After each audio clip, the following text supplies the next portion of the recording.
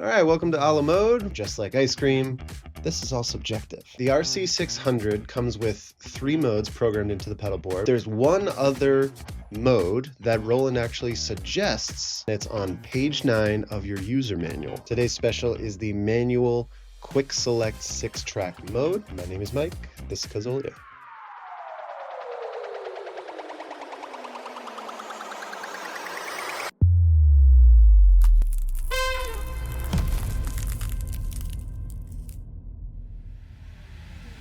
Okay, like I said, this is the manual quick select 6-track mode. Mode type's going to be a track control mode because we're controlling some tracks here, and mode preference is going to be on memory. Now, hardware requirements, you could look at this a couple different ways. So I'm going to say that you just need the RC-600, but what you probably need is a couple of auxiliary pedals or a MIDI controller. We'll look at a couple different things there. You're going to need all 9 pedals on the RC-600, and technically you need no assigns, but you could also do an assign or two. I'll at least tell you about one. If you're going to pair this with anything, I would think you should probably do an input effects or a track effects on your mode too. Let's build this up.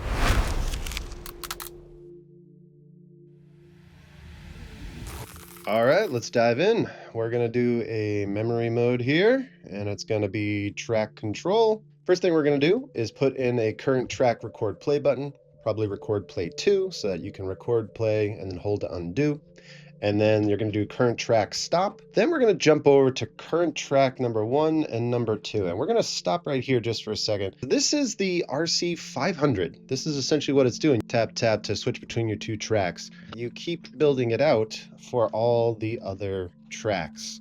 So what you can essentially do is click track 1, come over and record it. Then you hit another one, you select it and come back over here and do that. You can just go all over the place. So it's relatively straightforward how it's pick a track and then you can control it over here. The last thing that it suggests is putting in a tap tempo right there.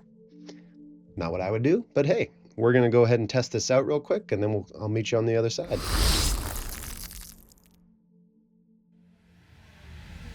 Okay, RC-600, I'm just trying to show you the basics here. I have absolutely nothing plugged in. We're just going to look at how this looks, how it feels, how it responds. As you can see, I've got my track 1, 2, 3, 4, and if you look over here, as it's changing, you can go back and forth. Now, if you didn't have something like this, just out of curiosity, I put this current track knob on here, so you can see all the colors are changing as I go through 1 through 6. So you could actually do this over MIDI as well, but it is a knob function if you so choose. You'll also notice there's no pedal mode, so just to try it out, you've got pedal mode 1, 2, and 3. That's how you could potentially switch if you weren't using a pedal mode here. So let's change our tempo, something a little slower. You can see that's changed now, that's changed there. I am on track 1, I can hit record. And now I'm going a little bit faster, 65. Anyway, can switch over to here, record something. Switch over to here, record something. Switch over to here. As soon as I stop recording, it's going to start on that one. And then I can say I'm good to go. And it's going to end at the end of that. So now I've got 4 tracks going, and I could do 5 and 6, and it keeps on going back and forth. But now I can stop, stop, stop, play, play, stop, stop, stop.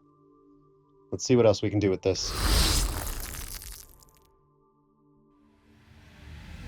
Let's first talk about a couple different things we can do here. So right off the bat, let's just pretend that we're gonna rearrange these guys. You have this vertical orientation, or you have the horizontal orientation. That could be something that you're interested in. But let's move it back. I don't like having tap tempo right there. I'm just gonna go ahead and take that out, and I can switch this from my stop 4 to my just stop 3. And that means that I can hit stop, and then as I tap it, I can actually make this into my tap tempo button.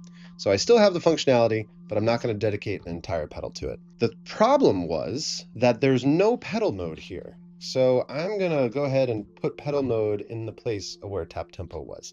That's just gotta be the first thing. Otherwise, you're committed to only doing this one mode. One particular thing that I want to get across though is that this pedal mode button, you have to put it on all 3 modes, so it's not really 27 buttons, it's 24 buttons that you ultimately can dedicate towards control. So the next thing I'm going to suggest is actually when I have to tap way over here and then come all the way over to here to record or do whatever I need to do, that's a long way to go and I'm dancing back and forth. So at a minimum, I think I'm just going to reverse these guys. Another thing you might have noticed on that demonstration is that we don't have an all start stop.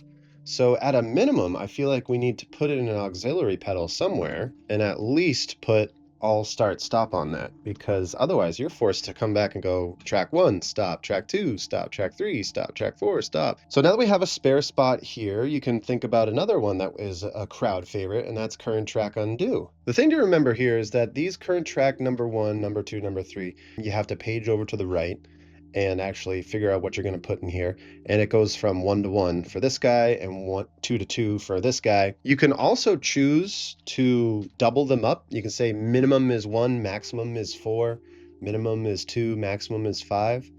Yes, that's possible. I would recommend against that, because when you are going current track number 4 and then you come over to anything over here, you're not sure if it's going to be 5 or 2. You're going to have to really remember every state that it used to be, and that's just going to become confusing. But instead of having everything here, maybe one more thing we could do is actually move it over to the MIDI controller and use that one assign that we want to use. So just as an example, you could possibly do this. If you have a MIDI controller, you could just select all your tracks, and guess what?